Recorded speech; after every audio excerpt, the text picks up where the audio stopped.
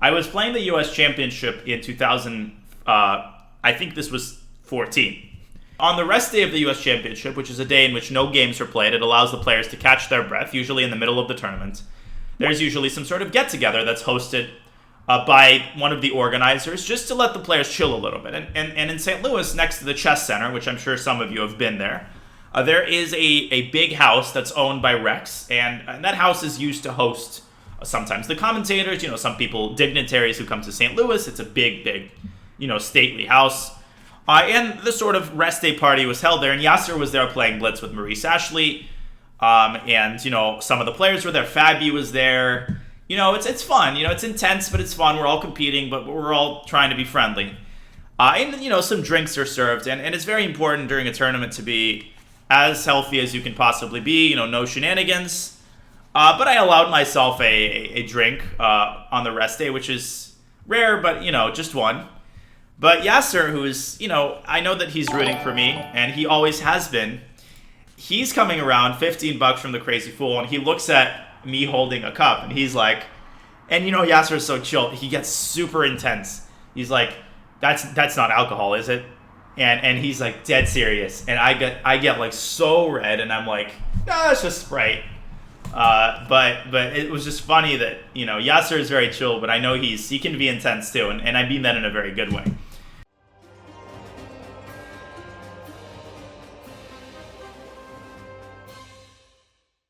Okay, let's get started. Let me get my notebook ready so I can take notes and answer questions properly. Or shall I say properly?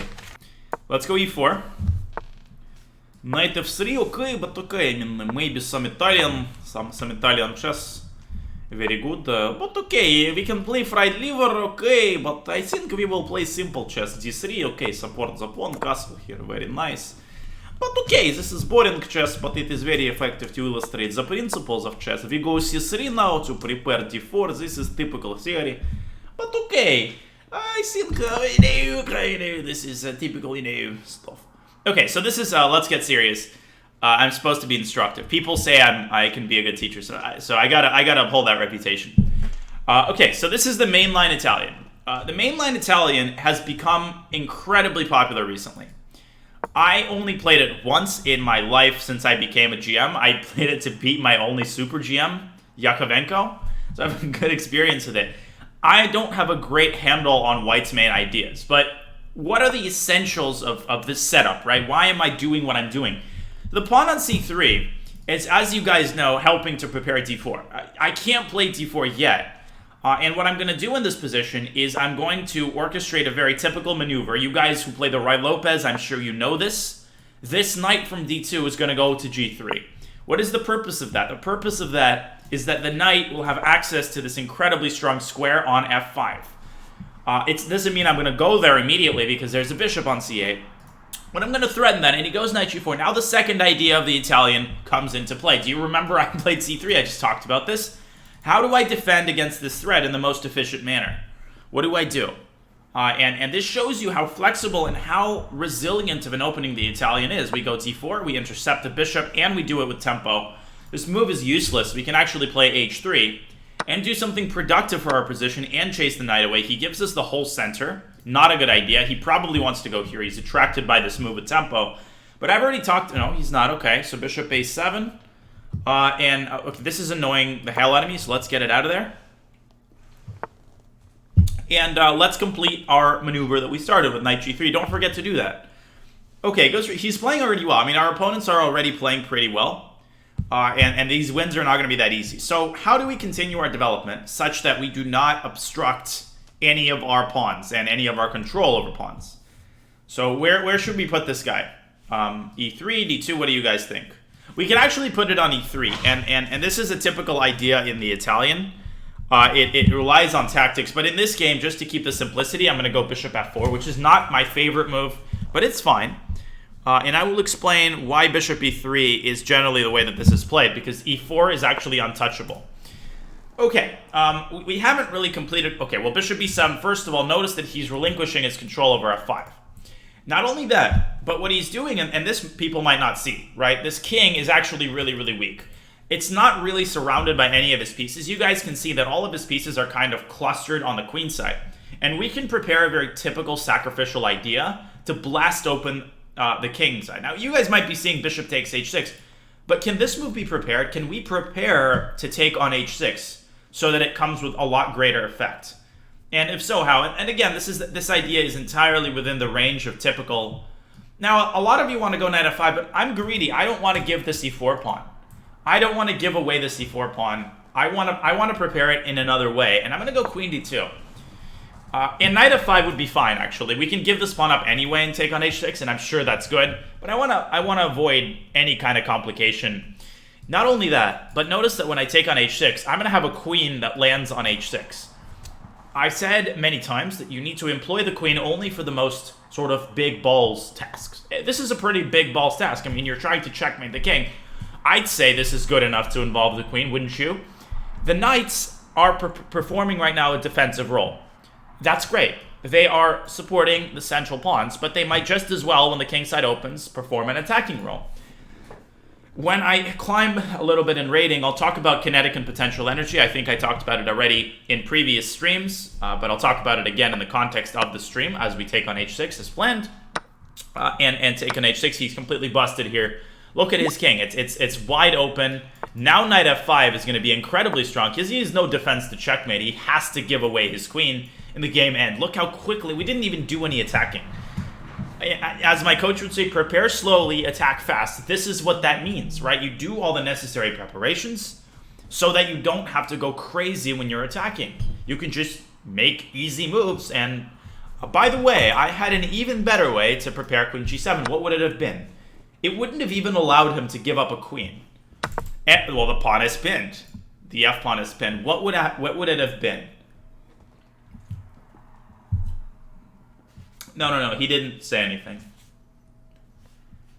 Knight h5. Yeah, knight h5 would have been even more precise. It doesn't matter. I'm completely winning because we are up a queen and we're mating him.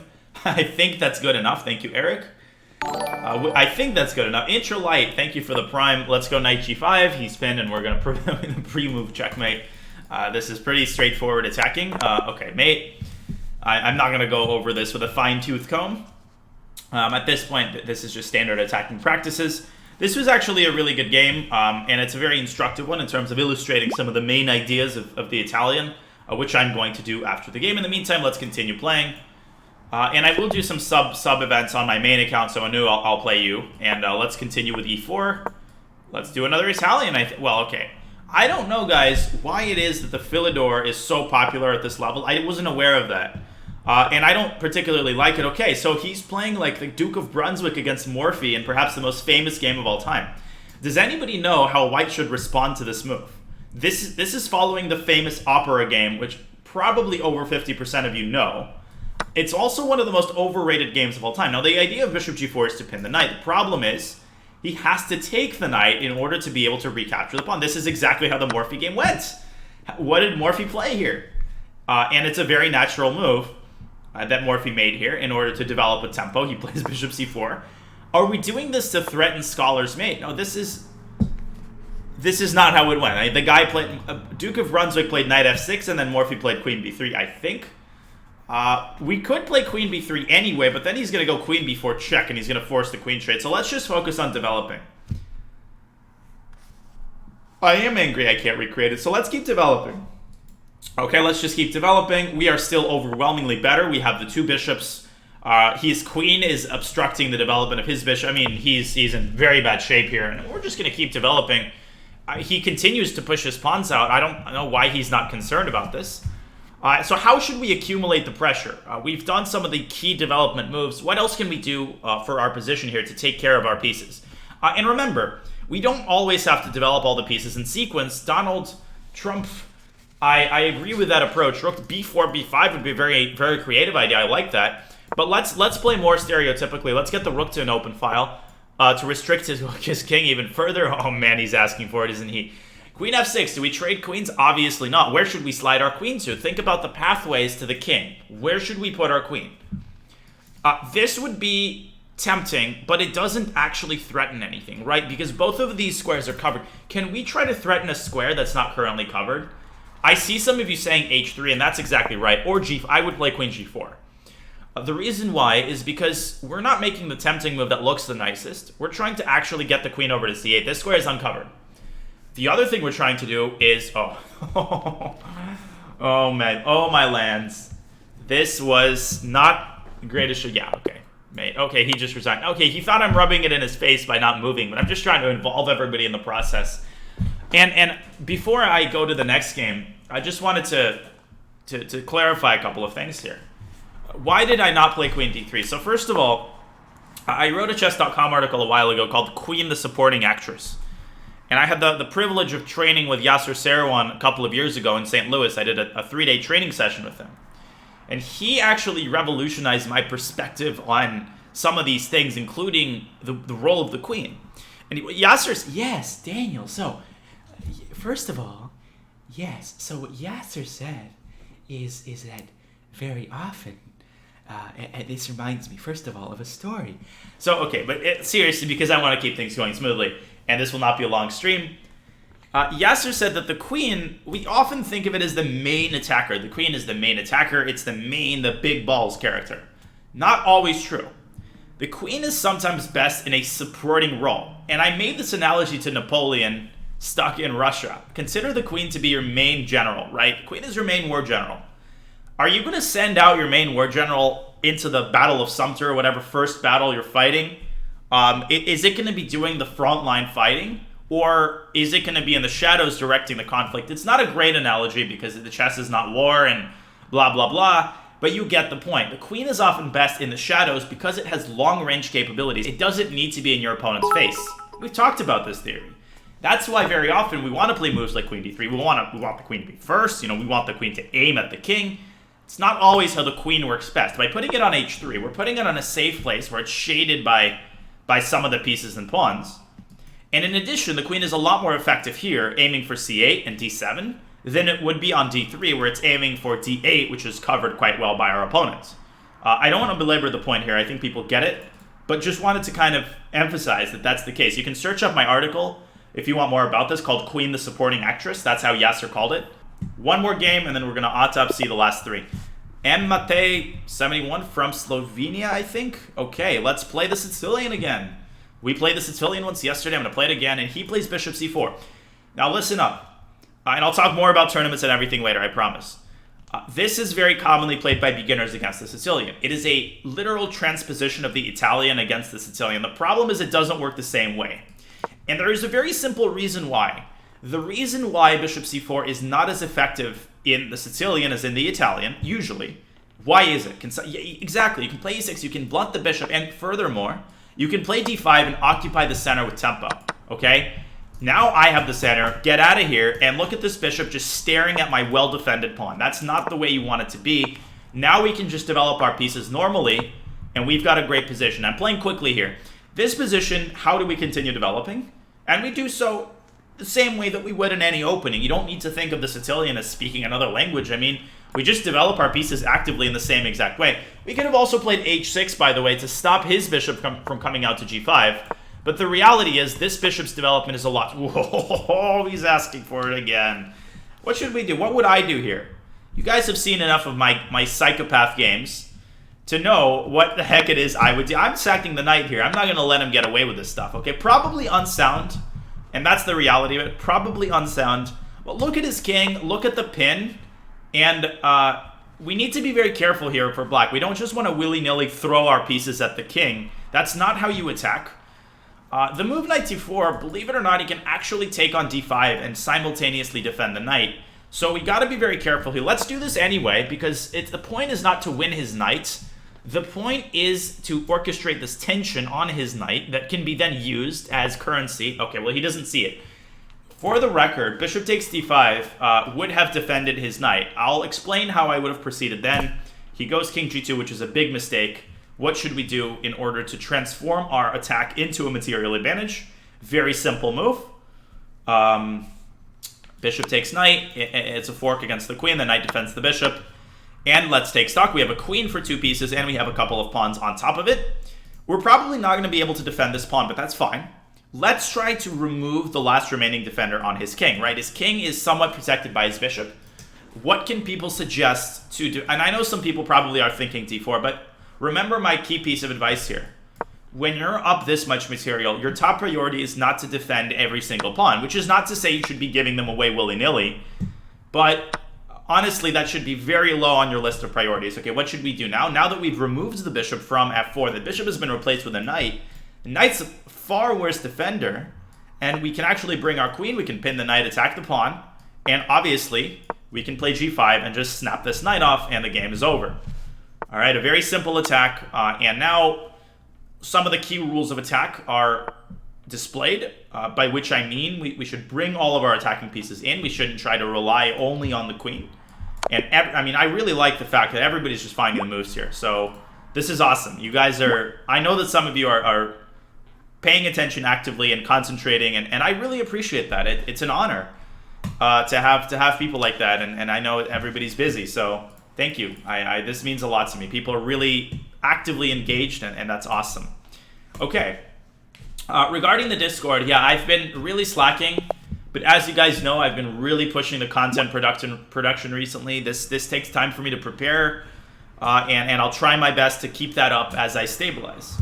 Okay, well, thank you. No, again, the honor is all mine, and I appreciate it, truly. But I'll talk about that later. Let's do the autopsy on the games, and then we're going to continue. Now, this first game, we played the mainline Italian. Most people play the fried liver. For the record, the fried liver does not win. It is a good opening. I mean, GMs play it. But what should black do in this position in the fried liver? For those of you who play 1e5 with black, do not take the pawn on d5. You already know this. You should play knight a5. And this leads to some, very interesting complications. Black sacrifices a pawn. If you want more about this, I did a session with Nicola, which will continue as well, where we talked about this at length. Black is compensation for the pawn. In what form? Well, black is an initiative, right? Black is attacking all of white's pieces. He's pushing his pawns. We're not going to delve into the opening intricacies here. Just suffice it to say the position is about equal by modern theory opinion, and it's an interesting line. But the mainline Italian has had a resurgence recently. Obviously, it's been around since basically the 1600s. But it's a very rich opening, and it's an opening that I'm kind of sick of seeing at the high level because the games end in a draw very often. It's similar to the Ruy Lopez in several different ways. How would I describe a position like this? What would you pay attention to? Well, there's a couple of things to notice here. Both sides are very solid. Both sides. Let me check Discord. Aquila. Ooh. Aquila in Russian. Wow, nice. That does look very nice. So both sides are, very solid here, very solid structurally. White is supposed to have maybe a little bit of something because of this idea of going d4. I'm not going to delve into the details of this.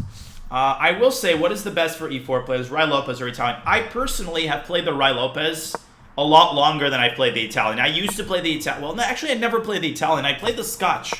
So when I was 1500, and when I come home in a week, and I forgot to do this the last time, but I will get out some of my old score sheets, and I'll show you guys some of my oldest score sheets from 2003, 2004. I've kept all of them.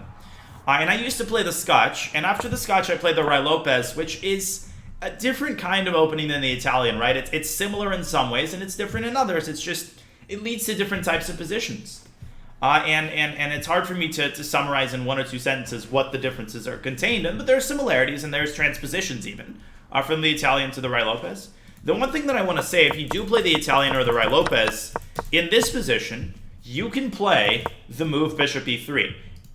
Very common idea also in the Ruy Lopez. Why is knight takes c4 impossible? Can somebody tell me, and extra credit, 2 reasons why knight takes c4 loses the game, or loses a lot of material. I did insult your parakeets. Codex, I didn't miss your question. The lolly, I will get back to it. Codex, sorry I missed your question initially, but I'll get back to it. Knight takes e4. Very careful. We've talked about this scenario. Black can take on e1 with check, and then he takes the bishop, so careful. One is this. Boom, boom. Forkovich. No way for black to save both pieces. And then there's another fork. Well, actually, okay, I'm lying to people. I meant to say queen c2 also forks, but black can go queen e8 and defend both pieces. And then now you're going to have to go bishop d5 anyway. So the reality is both of these are reliant on bishop d5. Let's move on to the second game, which was a very quick one. Now, Morphy against Duke of Brunswick is one of the most famous games of all time. I know that most of you have seen it before. I think it's one of the most overrated games of all time.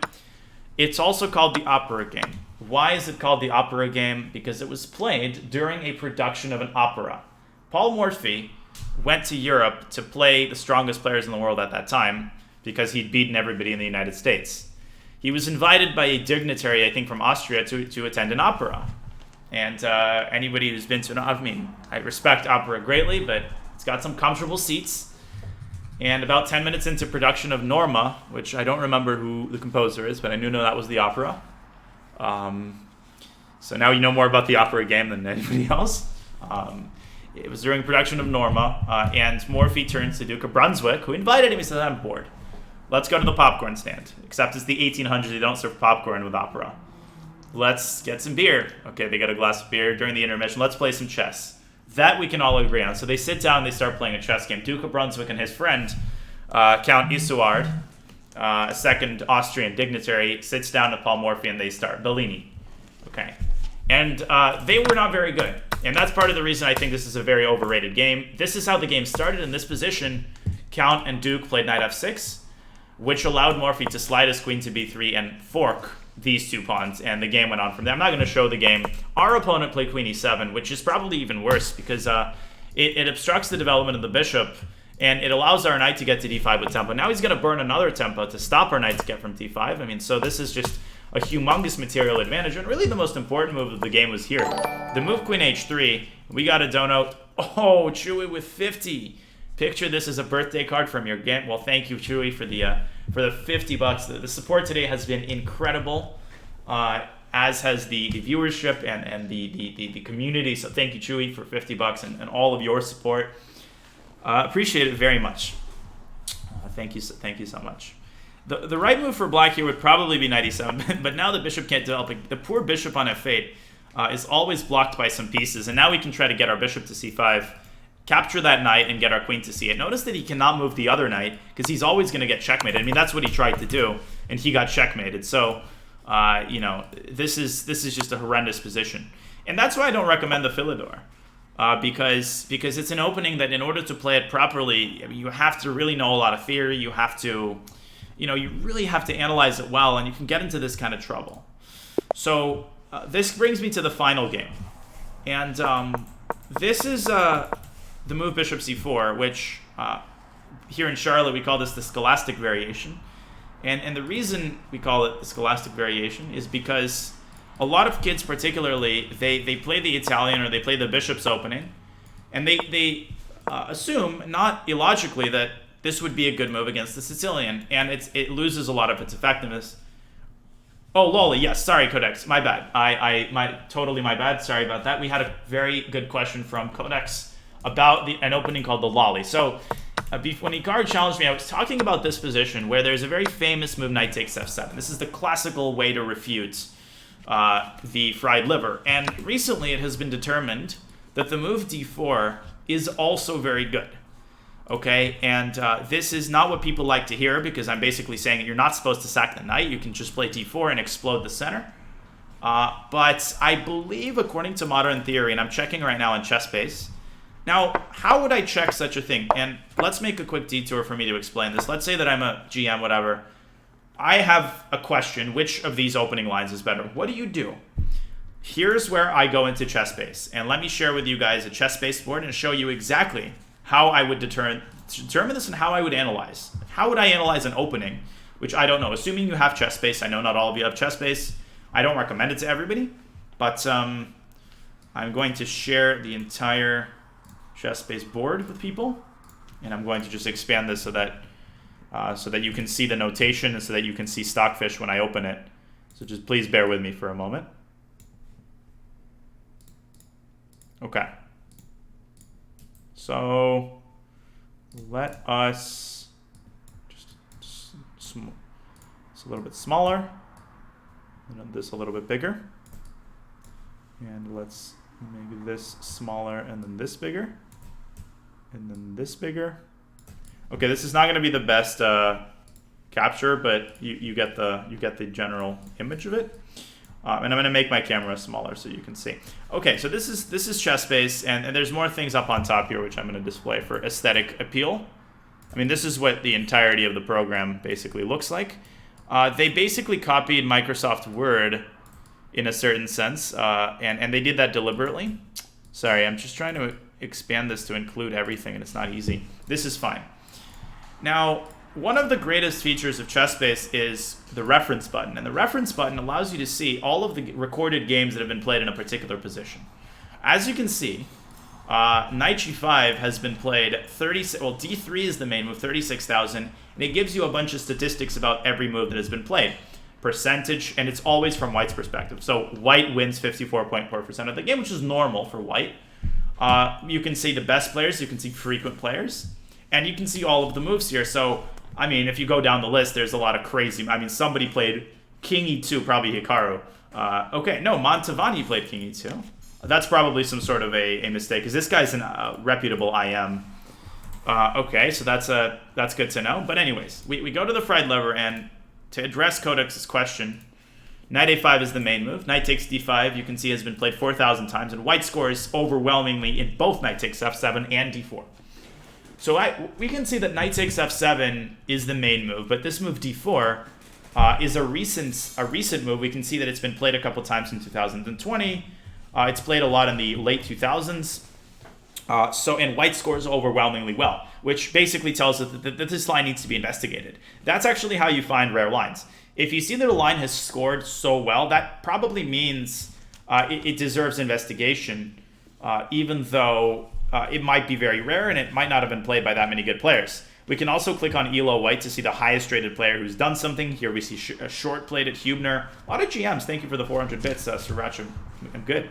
And now we involve our beast. We involve Stockfish. And Stockfish will tell us a lot of what we need to know about the line. This is Stockfish 12. This is the latest version of Stockfish. And Stockfish has a function called depth. And depth is essentially how many moves ahead Stockfish sees. The higher the depth, the more informed the opinion about the position you get, the more reliable it is. Normally, when I'm analyzing an opening, I want to let Stockfish reach depth 35 before I really trust its evaluation. As you can see, it's giving an evaluation at approximately depth 32 of plus minus, which means that White is clearly better. Thank you, Lily. And the evaluation is going down slightly. You can see that White is much better here, but we would go back and see Knight takes F7, and we would let it sit here, and we would analyze, and we would basically just see the evaluation. I mean, this isn't rocket science. At least initially, the evaluation is not as overwhelming as we might think. And what happens when you're a GM and you're trying to analyze this is you essentially look at all of the moves that have been played by humans. You list them. You say E takes D4, 179, main line, bishop E7. And on top of that, you always include Stockfish as the main move because you assume that people prepare for this. And then you basically use Stockfish to create a file, right? This isn't rocket science. This is how I would do it. I would just create a file by analyzing all of these lines and trying to figure out White's best continuation. And eventually, I'd get a sense of if this line I would rather play, and I would do the same thing with Knight takes F7, which is, of course, more fun. And you would do this as well. So this is not the most interesting thing. But to answer your question, Codex, I think that D4 is considered right now to be a little bit better than Knight takes F7. It's a little bit cleaner, and it's harder for Black to actually play. And the purpose of D4 is that you open up the bishop, and in this position, you can see the evaluation. White is winning. And the reason that White is winning is because he's got this incredibly strong knight. He's got all these files. I mean, the king is just caught in the crossfire of this position. And now you play Knight takes F7, and this is much stronger in comparison because you've got the e-file in comparison to taking immediately when the e-file is still closed, which makes it a little bit harder to attack. So hopefully this gives people a little bit of a sense of how people analyze it at a high level. Now, once you create the file, you memorize it, right? If you're a GM and you create a long file, I mean, let me show you an example of what my file looks like, okay? And I'm trying to demystify this to people because I hate this entire school of thought that the GMs, do this abracadabra-like magic I do the same stuff that you guys might do. I just do it maybe at a slightly deeper level. But that doesn't mean, I'm doing anything special. So if you just give me a second, I'll find a non-compromising file that I have made. And, okay, so I will reveal some of my preparation here, which is okay. This is my file. All right. Oh, I know where to find some of my files that I can show you guys. If you just please bear with me for one moment. And I know people might be excited at this, but I want to open something that doesn't feature anything that anybody else recommended to me, because that would be unfair to that person. Yes, I found it. Mereditsky. There we go. Okay, so let me show you a file from 2015, and I was already a GM, so it's not like this is that old. So let me just replace this. All right. Okay, there we go. I need to make this a little bit smaller so you can see everything. Okay. So this is my file on the Chigorin, which is an opening in the Ruy Lopez. And I'm analyzing this from Black's perspective. So Chigorin is one of my main lines. This is the official file that I made from Black's perspective in the Chigorin. And you can see it's just a chess-based file. It's also can be transferred into a PGN file. This is the Chigorin, by the way. It's a line of the Ruy Lopez that Black can play. And you can see a couple of things here. You can see that I'm inputting a lot of text. And the reason that I input text is that when I'm reviewing the file 5 years later, I want to know why certain moves are played. I don't want to re-go through the process of determining why certain moves are made. I want already for that to be explained so that I don't have to constantly redetermine what the ideas are.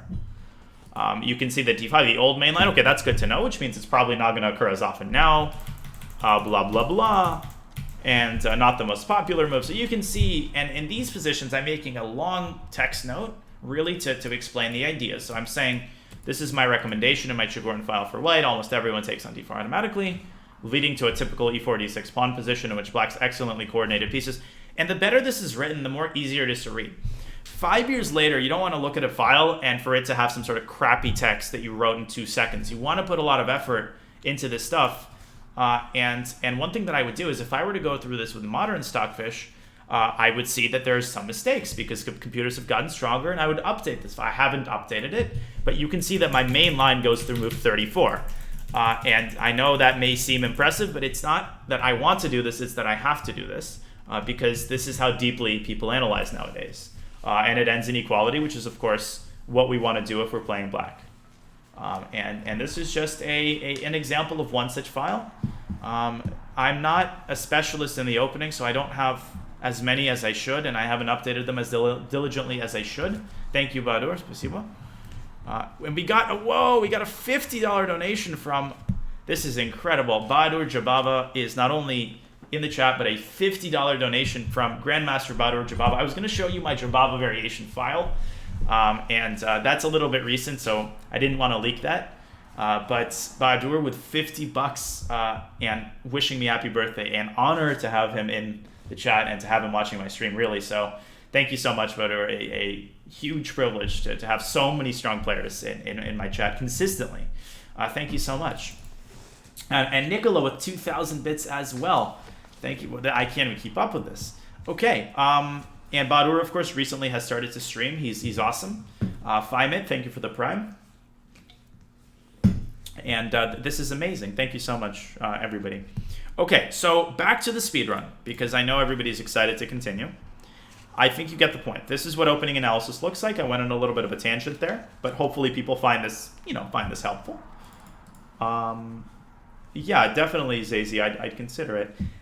The reality is, the more you memorize, the better, and the more you understand, the better. There is no limit or target that I reach when I'm trying to memorize files. I'm trying to memorize as much as I can. But hopefully this shows you guys why chess is a full-time occupation.